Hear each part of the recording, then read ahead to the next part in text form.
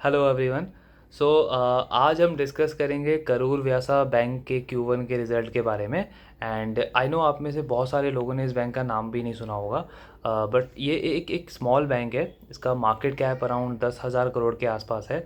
और इसका अगर लोन बुक अगर आप देखोगे तो वो 30 40 50 हज़ार करोड़ के आसपास है। तो एक स्मॉल बैंक है, स्मॉल कैप बैंक है।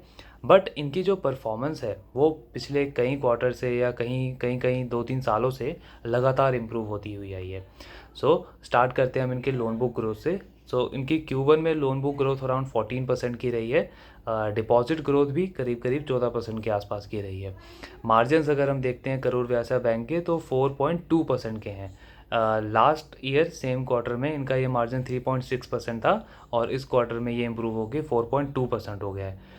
देन प्रॉफिटेबिलिटी नंबर्स अगर हम देखें बैंक के तो नेट प्रॉफिट बैंक का करीब करीब 47 48% के आसपास आया है। सो ओवरऑल अगर आप रिजल्ट एनालाइज करते हो इस बैंक का तो बहुत ही अच्छे नंबर्स हैं। नेट प्रॉफिट में आपको एक बहुत बड़ा बूस्ट देखने को मिलेगा जो हमें सिर्फ इस क्वार्टर में नहीं, इस बैंक का अगर आप पिछले 1 साल 2 साल 3 साल का अगर आप नंबर देखोगे तो सडनली नेट प्रॉफिट में बहुत बहुत ही अच्छी ग्रोथ आई है इस बैंक की। इसका बहुत बड़ा रीज़न है बैंक की एसेट क्वालिटी। सो करूर व्यासा का मार्च 2020 में जो एसेट क्वालिटी थी, जो GNPA नंबर था वो 8% से भी ज़्यादा था, करीब करीब 8.5% का GNPA नंबर था। एंड इन बैंकिंग या इन NBFC वी नो कि अगर आपकी GNPA 8% 8.5% की है सो इट क्लियरली मीन्स कि ये जो लेंडर है ये आने वाले टाइम में बहुत ज़्यादा पैसे तो नहीं बनाने वाला। आई मीन इसके चांसेस तो ये हैं कि ये प्रॉफिट से लॉस में भी आ सकता है, बिकॉज अगर आप वो पैसा रिकवर ही नहीं कर पा रहे हो जो आपने लोन दिया हुआ है, सो आप अर्न कहाँ से करोगे, आपकी प्रॉफिटेबिलिटी क्या रह जाएगी। तो वहाँ से करूर व्यासा बैंक ने एक बहुत अच्छा टर्न अराउंड किया है। एंड आज के टाइम पे अगर हम इनका Q1 का GNPA का नंबर देखते हैं तो ये करीब करीब 2% से भी कम है। अराउंड 1.9 1.95% के आसपास का इनका GNPA नंबर है। इनका नेट एन पी ए करीब करीब 0.59% के आसपास है। So in terms of asset quality हम ये कह सकते हैं कि करूर व्यासा बैंक आज के टाइम पे HDFC बैंक या कोटक बैंक या ICICI बैंक, ये जो इंडिया के बहुत बड़े लैंडर्स हैं, इनकी एसेट क्वालिटी को मैच कर रहा है आज के टाइम पे करूर व्यासा बैंक। मैं ये नहीं कह रहा कि अगला HDFC या ICICI या कोटक बन जाएगा, बट अगर आप एसेट क्वालिटी के नंबर्स कंपेयर करते हो तो ऑब्वियसली इससे ये पता चलता है कि इनकी जो रिस्क मैनेजमेंट है, जो एसेट क्वालिटी पे काम किया है बैंक ने पिछले 2 3 सालों में, वो उसने बहुत ज़्यादा हेल्प किया है बैंक को इस लेवल की एसेट क्वालिटी को अचीव करने के लिए। और उसका बहुत बड़ा इम्पैक्ट पड़ा है बैंक की प्रॉफिटेबिलिटी में।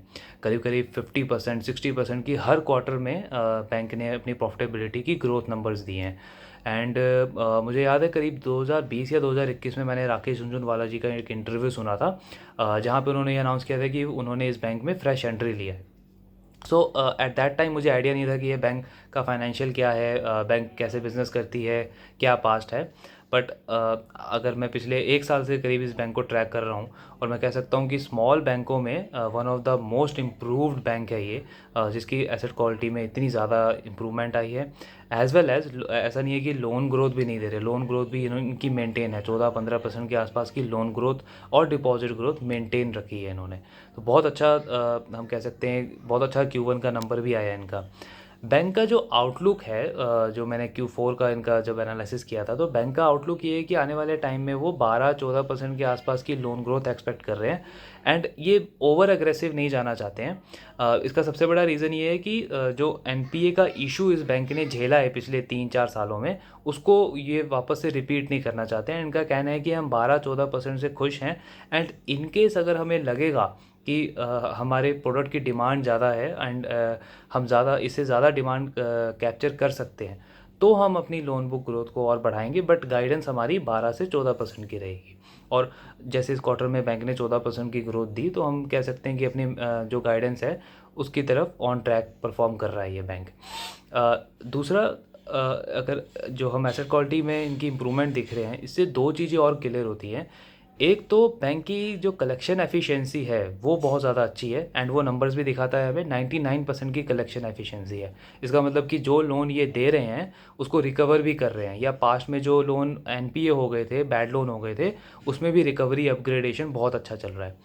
दूसरा, जो इंक्रीमेंटल लोन ये बैंक दे रहा है अगर आपका एसेट क्वालिटी इतना अच्छा है तो उससे एक और चीज़ पता चलती है कि आप जो इंक्रीमेंटल लोन दे रहे हो वो उन कस्टमर्स को दे रहे हो, एक तो जिनका क्रेडिट बिहेवियर बहुत अच्छा है, जिनका आप कह सकते हो एक पास्ट रिकॉर्ड रहा है, तो वो बेसिकली एक सेफ़र सेगमेंट है इस बैंक के लिए। मतलब हम ये एक्सपेक्ट कर सकते हैं कि आने वाले टाइम में अगर इकॉनमी में कल को कुछ डाउनटर्न आता भी है तो आज के टाइम पे जो बैंक जिन कस्टमर से डील कर रहा है, चांसेस हैं कि बैंक वापस से वो वैसा इशू ना फेस करे जो उन्होंने 4-5 साल पहले किया था, जहाँ पे उनके एनपीए के नंबर 8%, 9% तक हो गए थे। सो ये बेसिकली एक आपको ट्रेंड पता चलता है कि बैंक या लेंडर जो है वो किस डायरेक्शन में जा रहा है। तो ओवरऑल बहुत अच्छा नंबर है इस बैंक का। एंड आरओई नंबर एक बहुत इंपॉर्टेंट पैरामीटर है जब भी आप किसी बैंक या एनबीएफसी को एनालाइज करते हो, बिकॉज इससे आपको ये पता चलता है कि ये लैंडर जो पैसा दे रहा है उस पर खुद क्या पैसा कमा रहा है, अपने पैसे पे क्या पैसा कमा रहा है बेसिकली। सो आरओई नंबर इनका लास्ट ईयर 11% का था, इस साल ये नंबर इम्प्रूव होकर के 16% हो गया है। सो बैंक और ज़्यादा एफिशिएंट होता जा रहा है। आरओई नंबर भी इनका करीब करीब 1.5% से भी ज़्यादा हो गया है।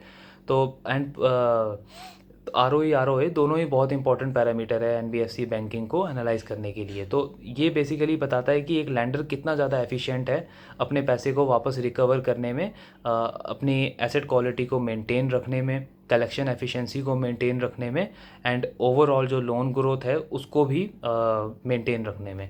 तो बहुत अच्छा परफॉर्मेंस रहा है इस बैंक का। हम डिस्कस कर रहे थे H D F C, I C I C I, Kotak and Axis, mostly जो डिस्कशन होता है। बट ये एक ऐसा स्मॉल बैंक है, छोटा बैंक है, जो हम कह सकते हैं जिसने पिछले 2-3 सालों में इन सारे बैंकों को आउट परफॉर्म किया है।